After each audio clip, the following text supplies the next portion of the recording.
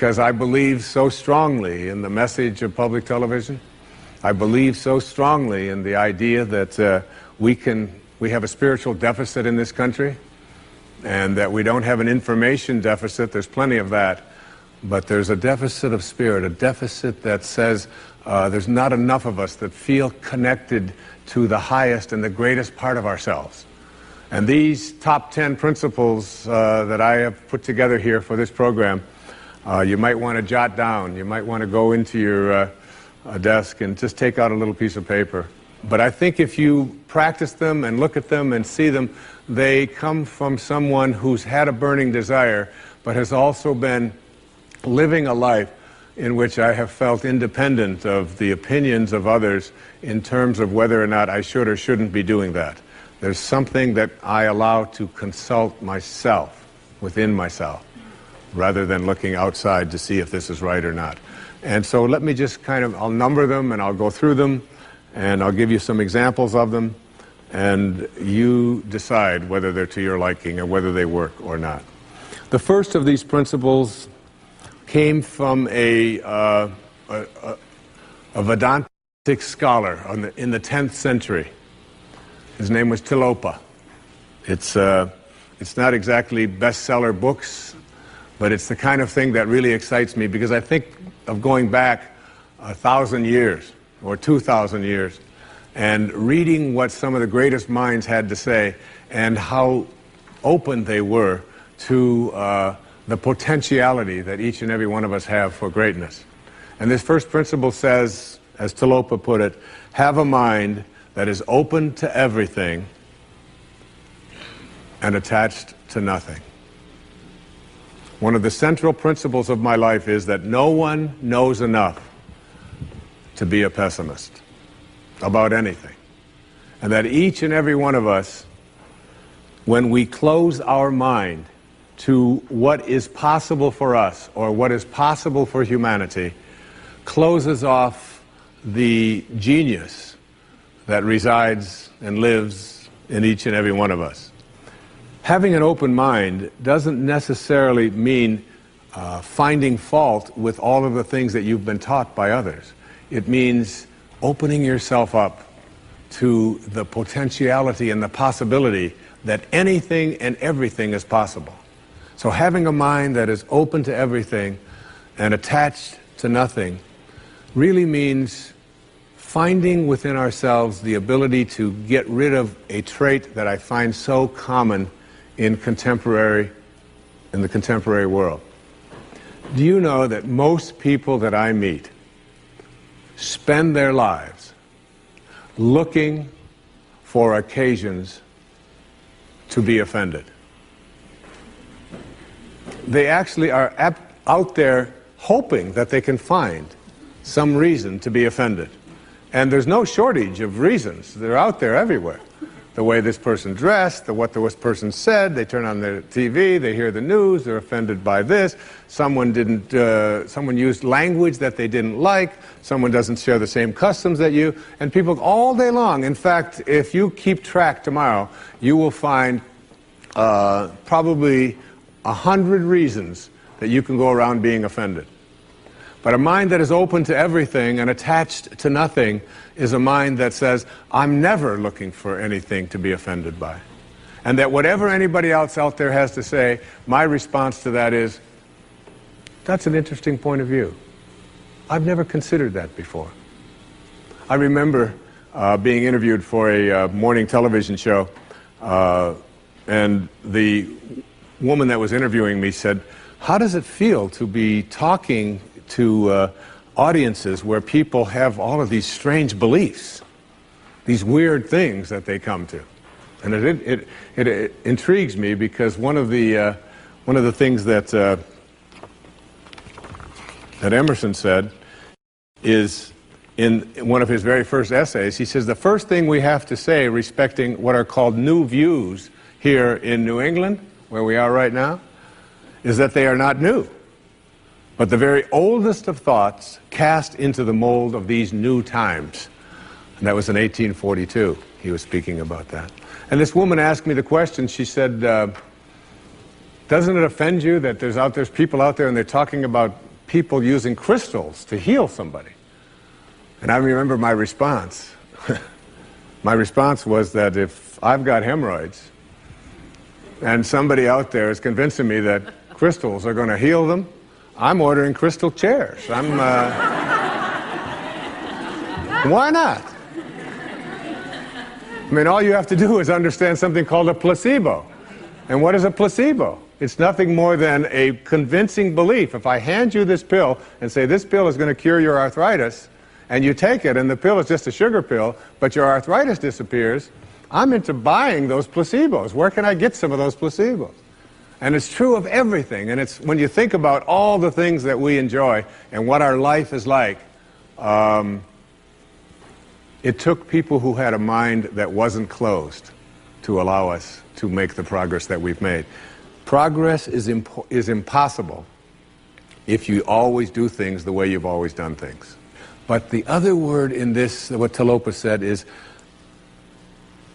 be attached nowhere. Be attached nowhere. Attachment really means I am deluding myself into a belief that if I can't have or if I can't do this or that thing, then somehow I am going to become immobilized. So an open mind that is detached. In my most recent book, in A Spiritual Solution to Every Problem, I have an observation. And it's an observation from Anthony DeMello, a man I respect enormously, a priest, who, in The Way to Love, puts it this way. Here's a great test for your relationships, especially the relationships that you're in with those whom you love, not your children, but your spouses and your lovers and so on. Try this test on for size. 1, I am not really attached to you at all. I am merely deluding myself into the belief that without you, I will not be happy. And 2, and here's the toughest test for non-attachment, I leave you free to be yourself, to think your thoughts, indulge your tastes, follow your inclinations, behave in ways that you decide are to your liking. How's that for a challenge? And so what most of us do in our relationships and why they are not as successful as we would like them to be is that we become attached and we tell ourselves that if this person behaves in a way that I find offensive, then I can't be happy. I make my happiness, my fulfillment dependent upon those people that I love being what I think that they should be. And detachment doesn't mean being a victim. It just simply means I know that I can make my life fulfilled and happy by having a mind that is open to everything and attached nowhere. The second principle is a very simple principle. It says you can't give away what you don't have. Now it sounds ridiculous, okay? But it's more than what meets the ear as you hear this. You can't give away what you don't have. People who are not good at giving away love can't give away love because they don't have it to give away. If I want to give you a dozen oranges, I can't give you those dozen oranges unless I go out and pick up 12 oranges someplace. Otherwise, all it is just empty rhetoric. And the same thing is true of virtually everything in your life.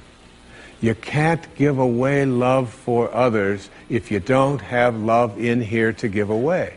If what you have in here is contempt, if what you have in here is anger, if what you have in here is fear, then these are the things you're going to be giving away in your life. And I've often thought, and I really believe very strongly that there's a law, sort of a law in the universe. I call it the law of attraction. And the law of attraction is one that works like this. You get back from the universe, from the world, what it is that you put out there in the world. And if you're putting out there into the world that I am not worthy of attracting something beautiful into my life, that the universe will respond back to you with exactly that message. And there are people who come to me and who came to me for years when I had my own counseling practice and so on, and they would say to me, I just keep attracting the same kind of people, the same kind of events, the same kind of losers into my life. Why is that? Why do I keep doing that? And I keep attracting an absence of abundance. I just can't seem to attract abundance into my life. I'm always behind the 8 ball. I'm never getting ahead. And I suggested to them, I said, did it ever occur to you that that's the very kind of message you're sending out to the world and out to the universe? That the ocean of abundance is there. And you can go to that ocean of abundance and you can take a Mack truck and you can fill it up 20 times a day and take it out of there, and guess what? It doesn't impact at all the ocean of abundance. It doesn't even go down a zillionth of an inch. It's unlimited. Or you can go to the same ocean of abundance with a eyedropper, and you can just take this much out once a month and say, that's all that seems to be available for me. And the interesting thing for me is that when people go to this ocean of abundance, this unlimited world, all that I have is thine, it says in the holy books. All that I have is thine. It's all there for you. But if you believe inside that it's limited, that you can only get so much, that other people are going to get it before you do, then you'll find yourself creating that very same thing. And the even more interesting part about this, you can't give away what you don't have principle, is that if your message to the universe is gimme, gimme, gimme, which is a lot of people's message to the universe. I want this from you, I want that from you, please give me this, I have to have that. That's what their prayer is like, that's what their message is, you know, and they say, I want this from the universe, gimme, gimme, gimme. The universe's response back to that kind of a mentality is exactly the same. The universe will say right back to you over and over again, gimme, gimme, gimme. And you'll find yourself never ever arriving, but always being in a state of striving, always feeling as if you're being neglected, never feeling as if you have enough, always feeling as if you're being shortchanged, because you're constantly under the pressure to give, to get back what the universe is demanding from you. And the interesting thing about all of this, the irony of this, is that if you shift that and you say to the universe, to the world, how may I serve? How may I serve? The universe's response back to you is, how may I serve you? How may I serve you? And it's very intriguing. When you take your energy and your attention off of what you are demanding from the world, and instead saying, what can I give to the world? And it's really the basis behind that very famous line of the President John Kennedy's inaugural address. Ask not what your country can do, ask what you can do for your country. And the irony of that is, and I've learned that in my own life, that when I stopped thinking about what was in it for Wayne Dyer and how much could I get, and I began to shift and say, how can I help you? How can I give to you? What can I do for you? And people who write to me, I send them something. When I encounter somebody that needs help of some kind, I'm very often just giving that to them. And then I find that it just keeps coming back into my life. And once I shifted that energy off of what can I have into what can I give, it seemed to me that the universe responded back with the very same message. What can I give to you? And the most incredible and wonderful and beautiful abundance has flowed into my life in every way that I can possibly think of. You can't give away what you don't have. So take a look at an inventory of what you do have. How much do you love yourself? How much kindness do you have in you? How much peace do you have in you? How much joy do you have in you? And if you're able to give that away as many times as you can in a given day, watch and see how much more of that continues to show up and come back in your life. Okay? The third principle is one of my very favorites. It's called, there are no justified resentments. And this is a very difficult principle for many people to get, but one that I believe very strongly in. I was in a group one time of drug addicts and alcoholics. And I was one of the people that was a sponsor and leading this group. And the sign on the wall said, "There are no justified resentments in this group." And what I said to that group that night was, no matter what anybody says to you here, no matter what kind of anger comes directed towards you, no matter how much hate you may encounter showing up in your life, there are no justified resentments. Meaning that if you carry around resentment inside of you about anything or about anyone, and I'm talking about the person that you lent money to and hasn't paid you back, I'm talking about the person in your life that you feel was abusive in your life, I'm talking about the person who walked out on you and left you for somebody else, I'm talking about all of the things that you have justified in your heart and in your life that you have the right to be resentful about. And I'm suggesting to you that those resentments will always end up harming you and creating in you a sense of despair. I've often said that no one ever dies from a snake bite. The snake bite will never kill you. You cannot be unbitten. Once you're bitten, you're bitten.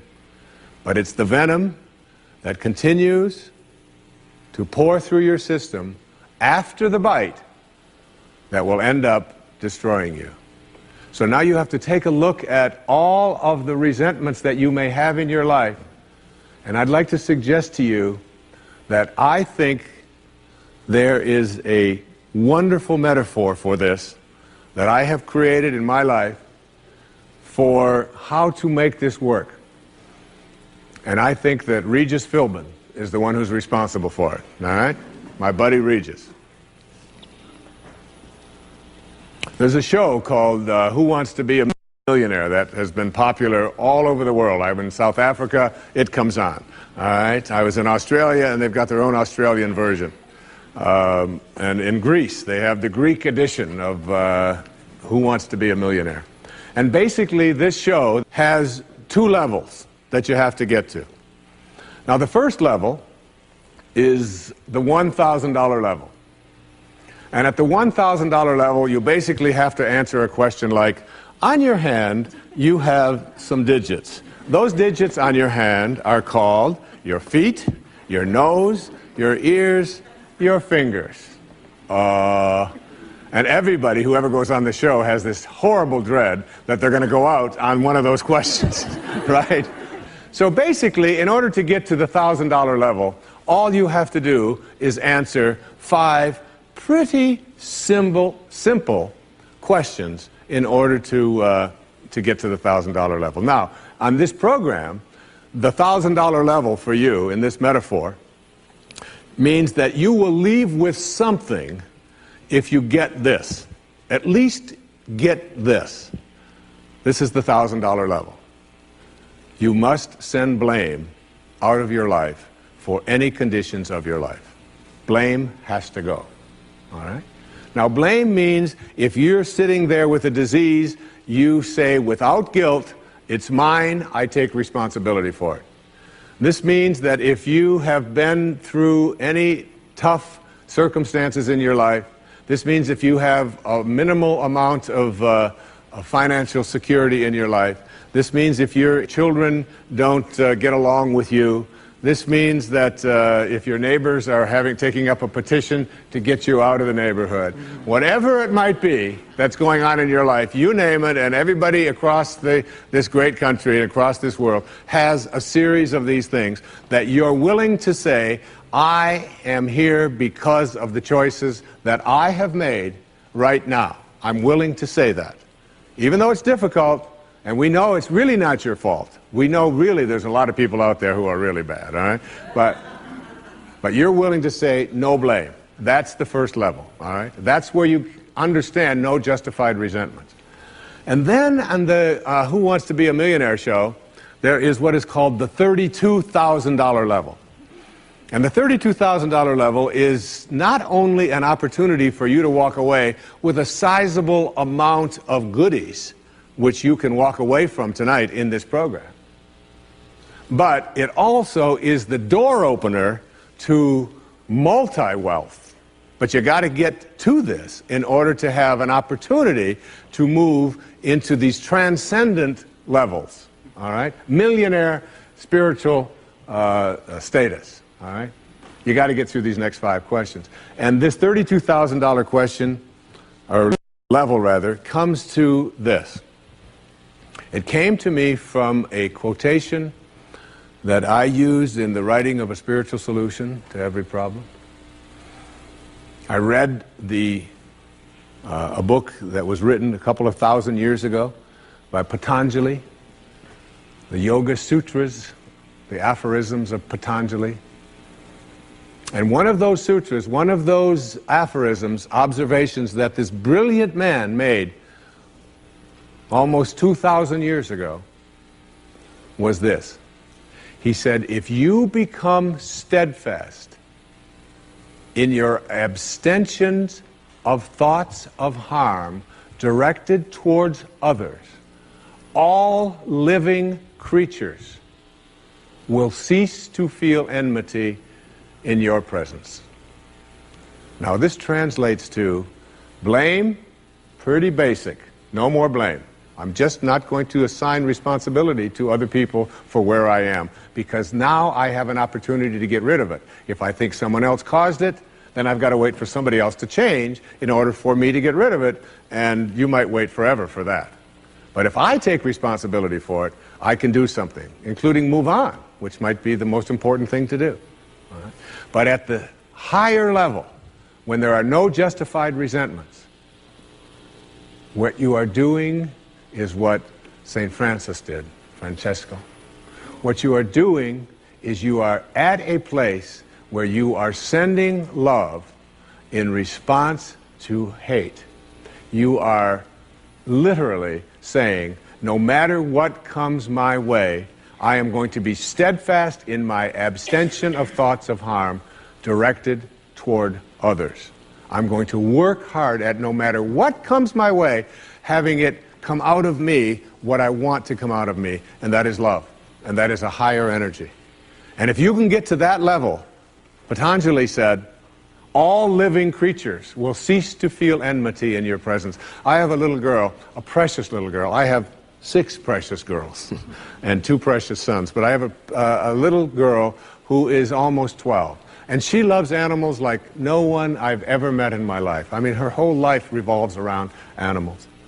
And when we walk in the woods, butterflies avoid me, fly away from people around, and they come and they land right on her arm, and it happens all the time. All living creatures, she couldn't have a thought of harm directed towards any living creature. And Patanjali said to us, all living creatures will cease to feel fear or enmity or anger in the presence of those who can send love in response to hate. That's what I mean when I say there are no justified resentments. What I'd like to do, I'd like to share a little story here with you. It's a very tender story. It was sent to me by someone who sends me beautiful things in the mail. And I call it the Teddy story. And I'd like to read this to you, if I can do it without tearing up. And this story illustrates this as well as anything I've ever seen. There's a story many years ago of an elementary school teacher. Her name was Mrs. Thompson.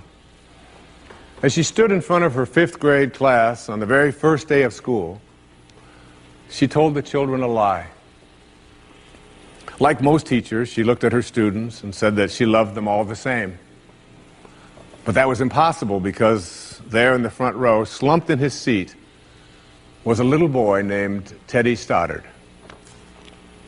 Mrs. Thompson had watched Teddy the year before and noticed that he didn't play well with the other children, that his clothes were messy, and that he constantly needed a bath. Teddy could be unpleasant. It got to the point where Mrs. Thompson would actually take delight in marking his papers with a broad red pen and making bold X's and then putting a big F at the top of his papers. At the school where Mrs. Thompson taught, she was required to review each child's past records, and she put Teddy's off until last. However, when she reviewed his file, she was in for a surprise. Teddy's first grade teacher wrote, "Teddy is a bright child with a ready laugh. He does his work neatly and he has good manners. He's a joy to be around."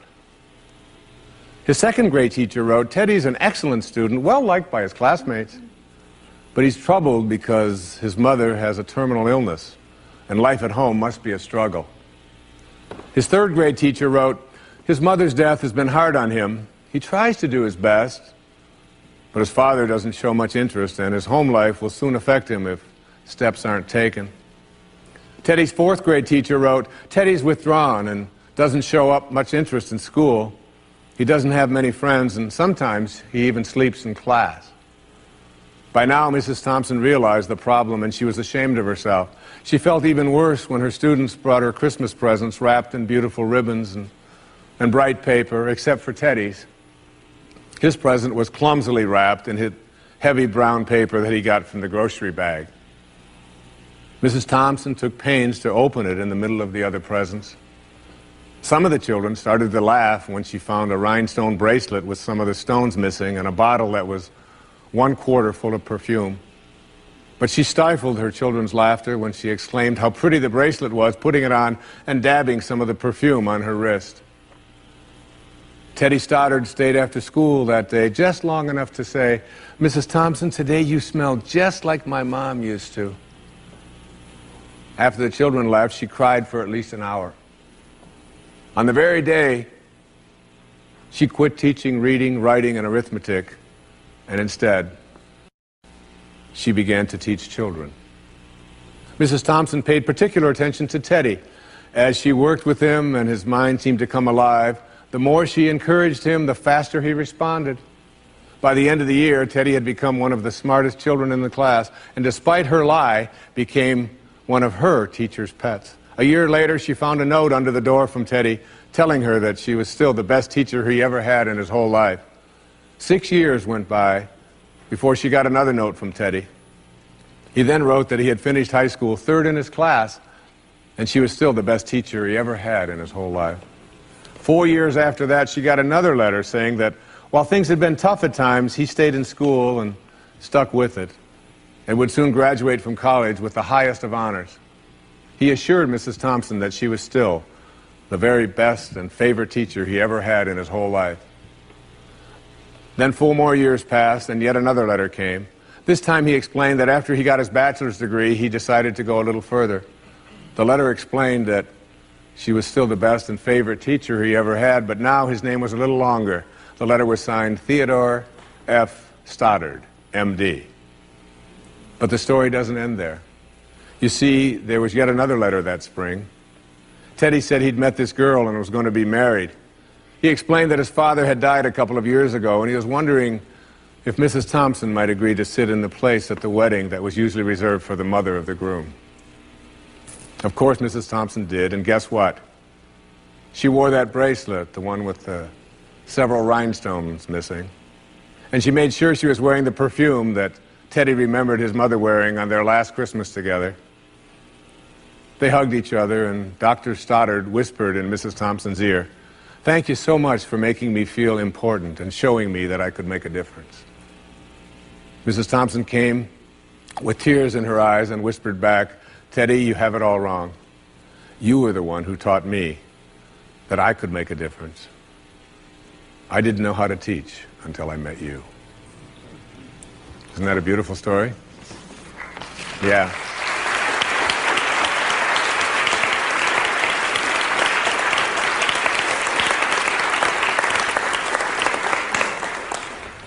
That symbolizes there are no justified resentments.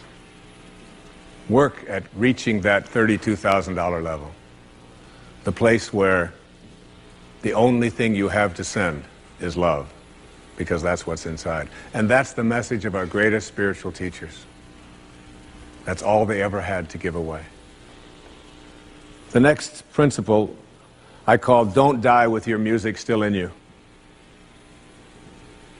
And who better to quote than Thoreau right here in Concord when he talked about some of us hear a different drummer and we must march to the music that we hear. But all of you, everybody watching, everybody here in this beautiful parish, all of you have some music playing. And all of you have a heroic mission. There's no accidents in this universe. We all show up here with a purpose. There's an intelligence that is a part of everything and everyone, and all of us are connected to it. And too many of us are afraid to listen to that music and march to it. You out there, I know you have a book you wanted to write. I know there's a composition you wanted to compose. I know there's a song you want to sing someplace. Maybe you want to raise horses out in Montana. Or maybe you want to open up an ice cream shop on Cape Cod. Who knows what it may be. Maybe you just want to travel and see the world. Maybe you want to go into a relationship with someone but you've been afraid to, but your heart says it's the right thing to do. All of us feel something. And in Leo Tolstoy's famous novel, The Death of Ivan Ilyich, he asks this question that would be terrifying to me. He says, as he has his accountant from Moscow lying on his deathbed, contemplating the horror of this question, what if my whole life has been wrong? I've known what my music is. It's playing right now. As I stand here in front of you with these cameras and in this place, and as I sit down and write my books and tell the world what I know are my truths, I feel always completely on purpose and fulfilled. And no time will I ever come to the end of my life and say, what if my whole life has been wrong? Whoever you are, whatever that music is, however distant it may sound, however strange, however weird others may interpret it to be, don't get to the end of your life and know that you're going to leave and not have it played yet. Don't die with your music still in you. It's the message of the greatest teachers who've ever walked among us. It's the message I give to you today as one of the principles for success and peace in your life. The next principle I call embracing silence. And embracing silence is not that I say this to you because it's so important to be quiet. What I have learned, I have a dear friend, and many of you know, we've put out tapes together, we've appeared on stages all over the world together. He's like a brother to me. His name is Dr. Deepak Chopra, a medical doctor, and a dear and close friend. And whenever anything is going on in my family, if I'm having a problem with one of my children or in my own life, and if I call him up and I'll say, Deepak, or his wife Rita, I'll say, Deepak, what do you think I should do? He always has the same answer, meditate. I'll say, yes, Deepak, I understand meditate, but I said, what do you think? He said, Wayne, go deep inside and meditate. Always meditate. I'll say, will you put Rita on? Wayne, meditate. I say, all right. And you know, I've learned a lot in meditation. But what I know most about getting quiet and getting peaceful is this, that there's only one power in the universe, and it doesn't matter what you call it. You can call it soul, spirit, consciousness, God. You can call it Louise. You can call it anything that you want. But as Alan Watts said, you can't get wet from the word water. It's not what we call something that gives it its substance. And this one power, this one force that flows through everything and allows everything to be, is indivisible. You can't cut it in half. You can't divide it. It's one. It's knowing the one. And everything in your life is almost always given a division. Male, female, young, old, tall, short, black, white, good, bad, up, down. These are all dichotomies. These are all these splits that we all have in our lives. The whole physical world that we live in and are immersed in, it's always immersed in this division. I used to teach a course at St. John's University in New York, and I used to tell my students when I was trying to teach this principle, anybody who can come to class and bring with them a magnet that only has a North Pole, I'll give you an A in the course. You don't ever have to attend another class. And no matter how thin they would slice that magnet, there was always the South Pole, because the physical world is made up of dichotomies. But we have to learn to fuse the dichotomies. And in fusing the dichotomies and blending the one, that's what silence does for us. That's why embracing silence is so powerful. Because no matter how many times you cut silence in half, it's like zero. You still only get silence. In Zen, they say it's the space between the bars that holds the tiger. And it's the silence between the notes that makes the music. These words that are coming out of my mouth right now come out of the silence. And finding that silence and embracing it means that you go to the place within you that you cannot divide. Just like you can't divide the source, the one, the spirit. You can't divide that either. It's only one. So when you go into your silence and you begin to practice meditation and you begin to make this a part of your life and embrace silence, what you discover is this is where you'll come to know your source. You'll make conscious contact with your source. I can't tell you how many people that have come to me who have suffered from serious illnesses, who've been given diagnoses that it's terminal and that you can't do it, who have gone out to the wilderness and have decided that I am going to commune with nature. And the transcendentalists, Thoreau and Emerson, they believed that nature was our source and that we were all products of nature. And if you can get back to your source, if you can get back to that feeling of being with spirit, that's where healing can take place. And I've had wonderful stories of people who've told me that it was when I began to embrace that silence that I began to feel more connected to my source. Embrace silence because it's a way to come to know God, to know your source. Both are indivisible. And the only experience you can have in your daily life that even comes close to a spiritual awakening is silence. The next principle I call giving up your personal history. And I learned it from a man named Carlos Castaneda, who once said that one day, he said, I finally realized that I no longer needed a personal history. And just like drinking, he said, I gave it up. And that, and only that, has made all the difference in the world. You know the nice thing about giving up your personal history is that if you don't have a story, you don't have to live up to it. All of us have these bags of manure that we carry around with us called our past. And the people who have done things to us and the events and the circumstances, all of this stuff that we use and we bond to. And we bond ourselves to these wounds of our past and we identify ourselves on the basis of these wounds. And every once in a while we set it down and we reach in there and we smear it all over ourselves. And then we wonder, why does my life smell so bad? I don't understand this. When in fact, the now, this moment, merging yourself into the now means that you may have been in a relationship. I had a woman from Holland who came over to see me whose husband had left her after 25 years. She had 4 children. And she just had been on the verge of suicide. And she was losing weight, and she was depressed, and she was taking all kinds of drugs for it. And she was getting sicker and sicker because she just couldn't get over it. And she came to a book signing that I was doing at a bookstore down in Florida. And she said, you've got to say something to me. You've got to say something to me that will help me to get over this.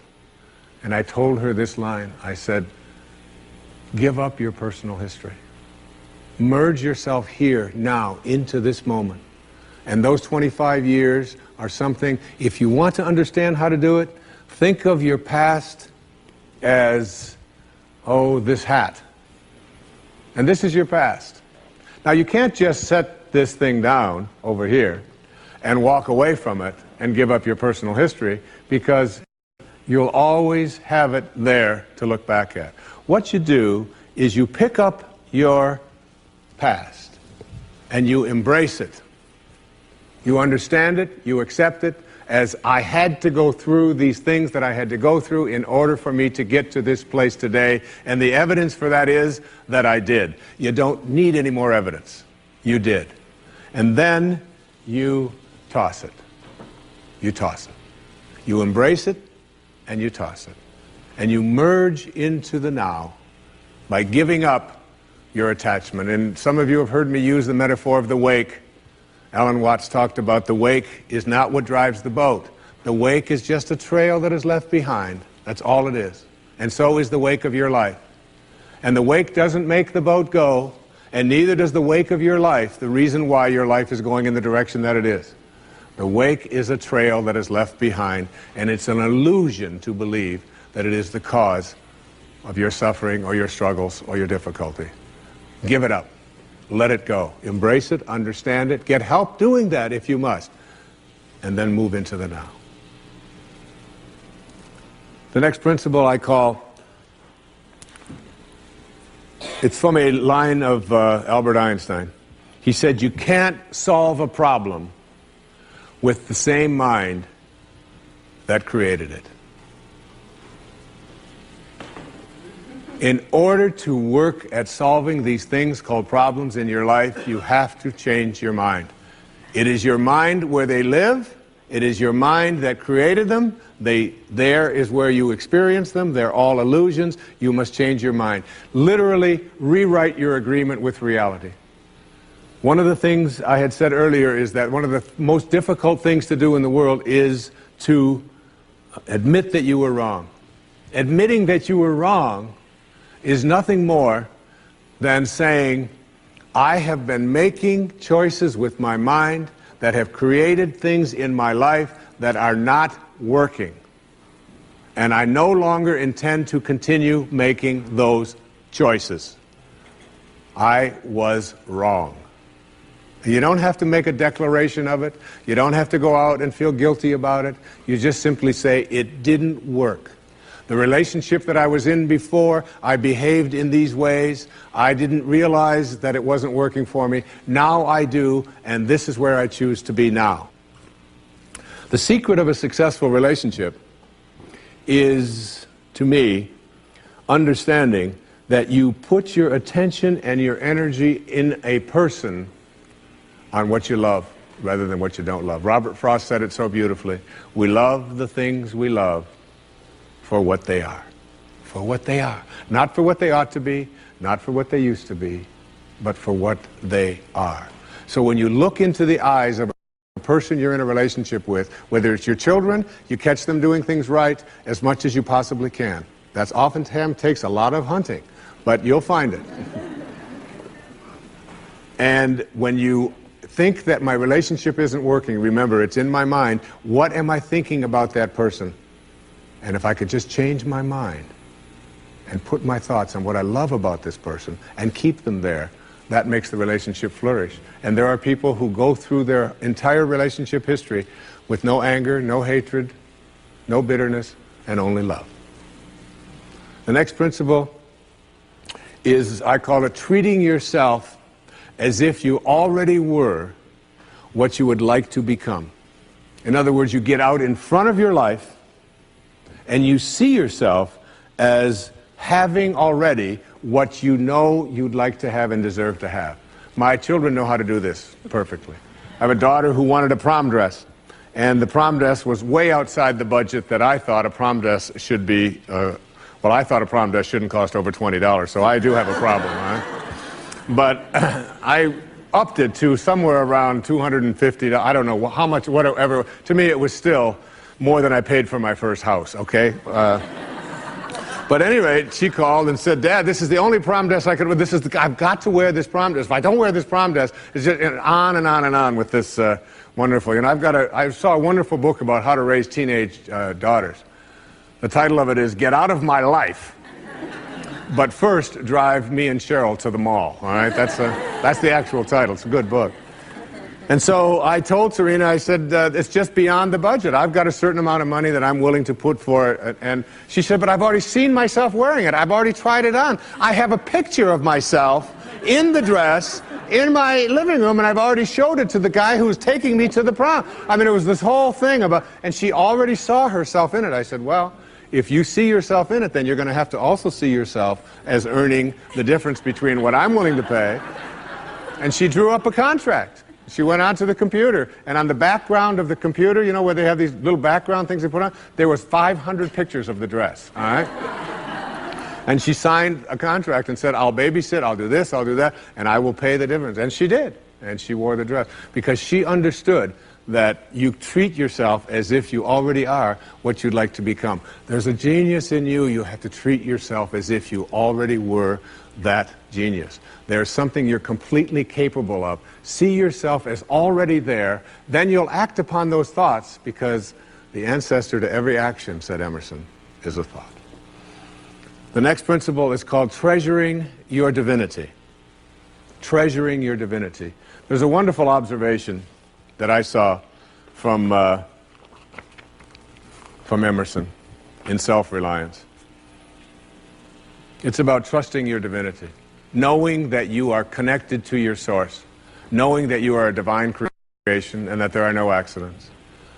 He said, a man should learn to detect and watch that gleam of light which flashes across his mind from within, more than the luster of the firmament of bards and sages. Yet he dismisses without notice his own thought, because it's his own. In every work of genius, we recognize our own rejected thoughts. They come back to us with a certain alienated majesty. We often reject our thoughts, and we see the things that we think of as grand and as genius, and we reject them because they're our own. Treasuring our divinity instead of being terrified of it. Knowing that I am always connected to my source. There is no way that I cannot, because it is in you, and I am in you, and you are in me, and you can never be separated from it. There is no place that this source is not. It grows everybody's fingernails. It beats everybody's hearts. It digests everybody's foods. It opens all the flowers, and you're always connected to it. And finally, the last principle I call wisdom is avoiding all thoughts which weaken you. You know, every thought has an energy, just like everything else in the universe. And if you have a thought of shame, it will weaken your muscles. And what is your heart but a muscle? If you raise a child who believe in shame and feel ashamed of themselves, every time they think that shameful thought, they will be weakened. And if you have a thought of fear, and if you have a thought of stress, and you have a thought of anguish and anxiety, all of these thoughts and many more are the thoughts that will always weaken you. When you are having a thought that you know is disempowering you, shift it. Shift it to one that is empowering rather than disempowering. And the thoughts that empower are thoughts of neutrality and willingness and love, and ultimately thoughts of divinity. And when you see a troubled person who is out there struggling at the highest level of unity consciousness or God consciousness or spiritual consciousness, you recognize yourself in all that you see. There, but for the grace of God, go I. And I am connected to that person. Changing your thoughts. I appeared on the Tonight Show many years ago, several times, quite a few times. And I remember coming home from the Tonight Show, and I was walking along the beach, and they had taped the show the night before, and I was out for a walk, and a woman who lived in the Northeast stopped me, and she said, "Didn't I see you last night on the, how could you be here?" I said, "Well, I flew the red eye, and I was walking along." And she said, "You know, we're moving down here." She said, what are the people like here? What's it like? And I said to her, I said, well, what are they like where you live? She said, well, she said, I live in a very big city. And she said, they're very pushy. And people are not very kind. And they don't have time for you. And she said, it's really not very pleasant. She said, that's one of the reasons I'm leaving there. I said, well, that's pretty much what you're going to find here. That's basically what the people are like here. On the way back on the same day, someone else who had seen me the night before on The Tonight Show, who had lived in the Midwest, stopped me and asked me almost the same question. She said, you live here? I said, yes. She said, well, my husband and I are moving here and we're looking for a school. She said, what are the people like here? What's it like here? I said, what are they like in Chicago where you live? She said, oh, she said, it's the Midwest. She said, people are very friendly, they're open, they open their homes to you, they're very loving, they're very kind. She said, it's a wonderful place. She said, I love that, I'm going to really miss that. I said, that's pretty much what you're going to find here. It's what you expect, it's what you think about that expands. It's what Emerson taught us. The ancestor to every action is a thought. Change your thoughts, and you change your world. Change your expectations, and you change around what you begin to manifest and see showing up in your life. Thank you very much.